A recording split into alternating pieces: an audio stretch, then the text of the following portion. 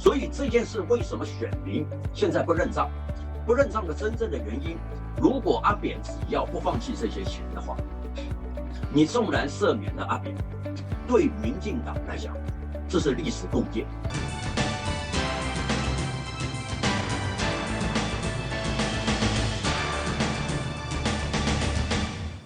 各位观众，大家好，我是有话直说的主讲人张有华。大赦、特赦、赦免三赦，蔡英文已经在开始着手进行。所谓的大赦是一概赦免，所谓的特赦是针对你打完官司，你打完官司一切赦免。那还有一个叫做赦免是你官司定谳以后，你的罪我不帮你消除，但是你可以不必坐牢，这个已经讲过了。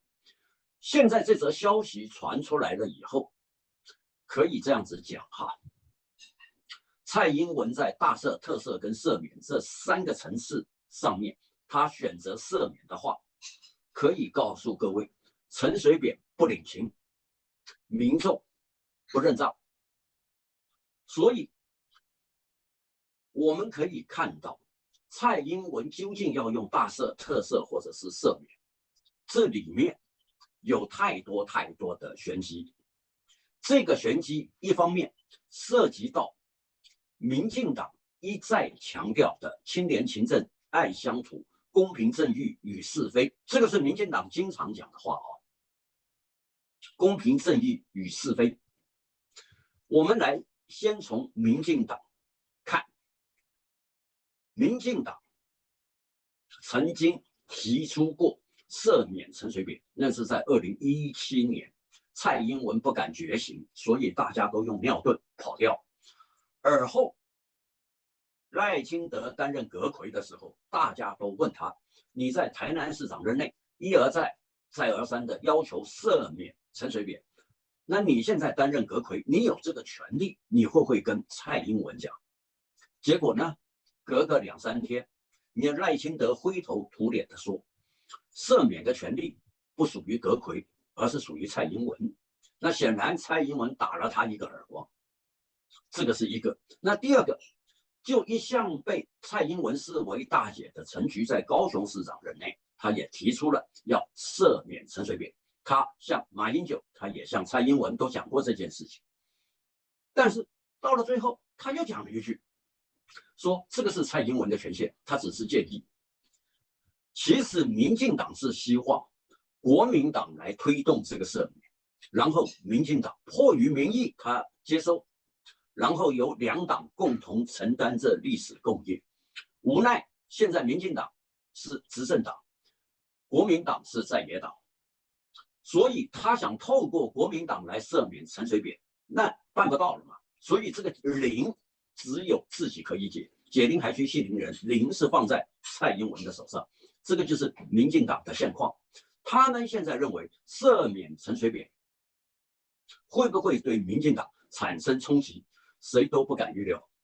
那其次说到国民党，国民党现在反正都反对，所以很多的阴谋论统统出来，是蔡英文要帮赖清德背14架，先开一条路，以后让赖清德好做事。好，还有另外一种阴谋论是蔡英文挖了一个坑让赖清德跳。好，还有一种就是说这个蔡英文应该要好好想想，究竟要采取大赦、特赦或者是赦免，因为法律位阶跟层次的不同，这些都有不同的冲击，是不是你在试风向？好，这也是一种阴谋论。那回过头来讲，陈水扁呢？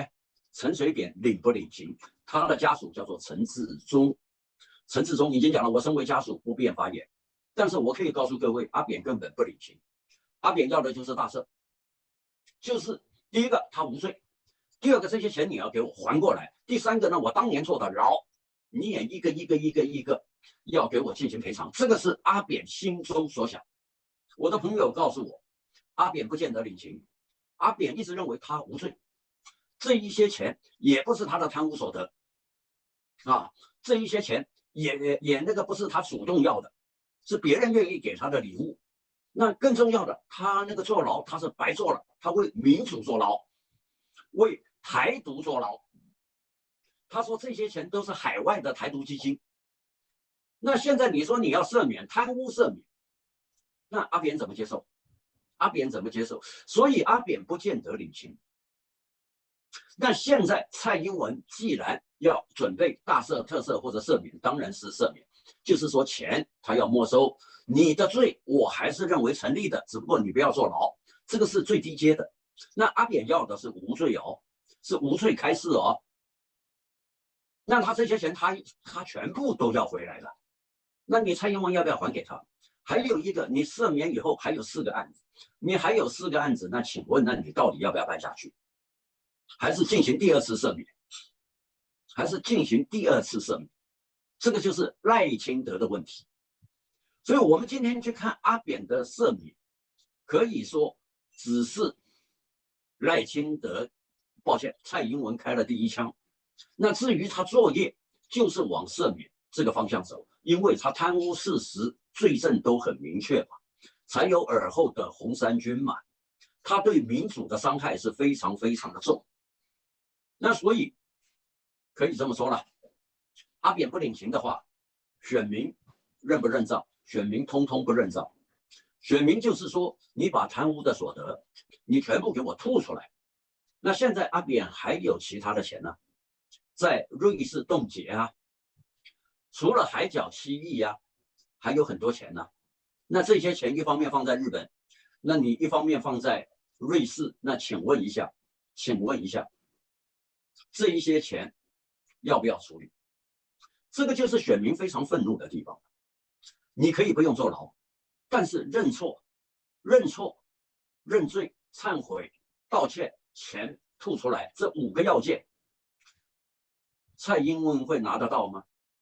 阿扁不领情的情况之下，他当然你要赦免那就算了，反正死猪不怕滚水烫。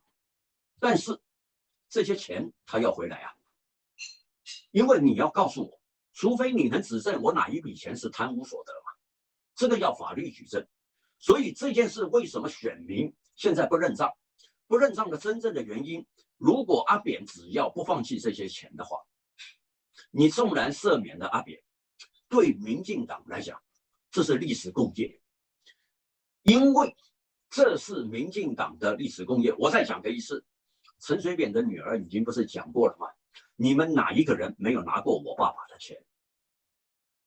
你们认为呢？我是脏钱，可是你们都用了。苏贞昌没有吗？谢长廷没有吗？事实上，我的很多朋友跟我讲，什么人拿了多少钱，那一些都是选举时候阿扁给的。好，那到了今天，如果阿扁不领情，纵然让你赦免，因为阿扁要的是大赦，我是干干净净的，我是清清白白，我是为台湾民主坐牢，这些钱也是为了台独在海外的发展。我把钱存在海外来资助台湾独立的政治基金，这些都是阿扁讲过的。那现在这个历史共业到头来拿过阿扁好处的，你应该怎么面对阿扁这件事？可以这么说了，阿扁女儿讲谁没拿我爸爸的钱的时候，有民进党的高层人士真的去看了阿扁，他说以你的高度就不要这样子讲，不要把那么多人通通拖进来。但是陈水扁讲，事实就是事实。那这些问题会随着大赦也好、特赦也好、赦免也好，成为台湾最大的争论议题。